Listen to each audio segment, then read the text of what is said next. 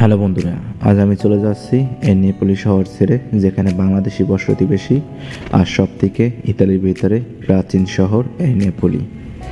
এই শহরে অনেক আশা নিয়ে অনেক অপেক্ষা করছি 1 বছর পর্যন্ত, যাতে একটি ডকুমেন্ট বা একটি কাগজের ব্যবস্থা হয়। তো 1 বছর পর্যন্ত অপেক্ষা করলাম, হয়নি। তো আজ এই শহর ছেড়ে চলে যাব। নেপোলি এই শহরের বিশেষ একটি গুণ আছে, সেটা হলো হালাল খাবার, বাংলাদেশি প্রোডাক্ট, যাবতীয় যা লাগবে বাংলাদেশি সব কিছুই আপনারা পাবেন। এখানে বাংলাদেশিরাই দোকান পরিচালনা করে। এখন হয়তো আপনারা একটা জিনিস জানতে চাবেন যে এই শহরে আমার থাকার মানিটাই কি, আর এই শহর থেকে এখন যাওয়ার মানিটাই কি।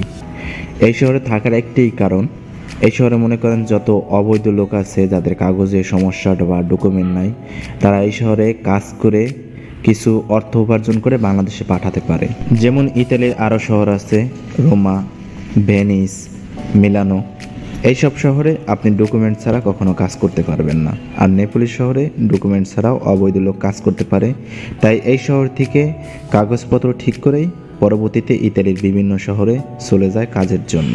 বন্ধুরা, এই নেপোলি শহরটাকে অনেকেই তুচ্ছভাবে দেখে, কিন্তু তুচ্ছভাবে দেখার মতন কিছুই নাই। কারণ বাংলাদেশি আমরা জনবল 88% মানুষের কাগজ না থাকার কারণে এই শহরে এসে মাথা গোজার ঠাঁই পাই। কারণ এখানে কাজ করে কিছুটা টাকা বা অ্যামাউন্ট বাংলাদেশে পাঠানো যায়, আর অন্য অন্য শহরে পারা যায় না। তাই আমি মনে করি যে বাংলাদেশিদের জন্য এই নেপোলি শহরটাকে শ্রদ্ধা সহকারেই দেখা উচিত। তো আমি যেই শহরে যাব সেই শহরে যাওয়ার জন্য ট্রেন চলে আসছে। এখন আমি ট্রেনে উঠবো। তো ট্রেনটা থামলেই আমি এটার ভিতরে প্রবেশ করব, দেখতেই পাচ্ছেন ভিডিওতে।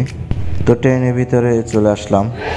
তো আজকের এই ভিডিওটা তৈরি করার কারণই ছিল যে ইতালিতে আসাটা যতটা সহজ, তার থেকেও এই শহরে বা এই দেশে ডকুমেন্ট করাটা তার থেকে ডাবল ঝামেলা। তো এই ছোট ব্লগটা করলাম। তো অবশ্যই আপনাদের কাছে কেমন কি লাগলো একটি লাইক আর চ্যানেলটা সাবস্ক্রাইব করে অবশ্যই আপনার মতামত জানাবেন, সাথে থাকবেন।